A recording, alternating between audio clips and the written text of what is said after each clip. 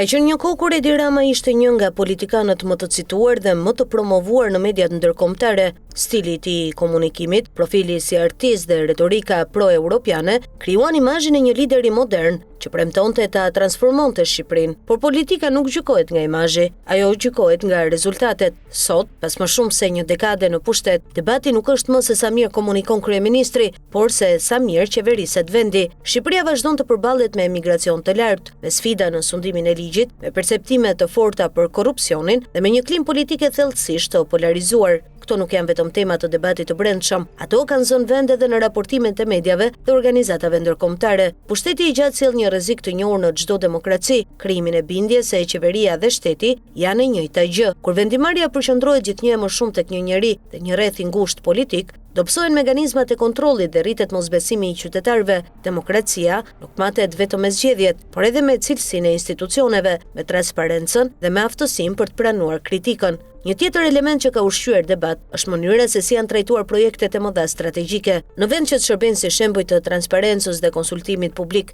disa prej tyre kanë nxitur polemika, protesta dhe pyetje mbi balancën mes zhvillimit ekonomik, mbrojtjes së mjedisit dhe interesit publik. Në një shtet demokratik, investimet nuk duhet të jenë vetëm ligjërisht të mundshme, ato duhet gëzojnë edhe besimin e publikut. Edhe raporti me median mbetet një provë rëndësishme për çdo qeveri. Kritika nuk është armike e pushtetit, ajo është një mekanizëm i domosdoshëm për ta mbajtur atë të përgjegjshëm. Kur gazetarët, shoqëria civile ose kundërshtarët politik perceptohen si pengesë dhe jo si pjesë e debatit demokratik, cilësia e qeverisjes dobësohet. Asnjë lider nuk mbetet përgjithmonë ylli i mediave ndërkombëtare. Perceptimi ndryshon kur ndryshojnë rrethanat dhe kur sfidat e qeverisjes bëhen më të dukshme se aftësia për të ndërtuar një narrativ politike. Kjo nuk është një veçori e Shqipërisë, por një ligj i pashkruar i politikës demokratike. Pyetja që shtrohet sot nuk është nëse Edi Rama ka qenë një komunikues i aftë, kjo është e padiskutueshme. Pyetja është nëse komunikimi mund të zëvendësojë rezultatet. Kur qytetarët kërkojnë institucione më të forta, më shumë transparencë, ekonomi më konkurruese dhe më pak largime nga vendi,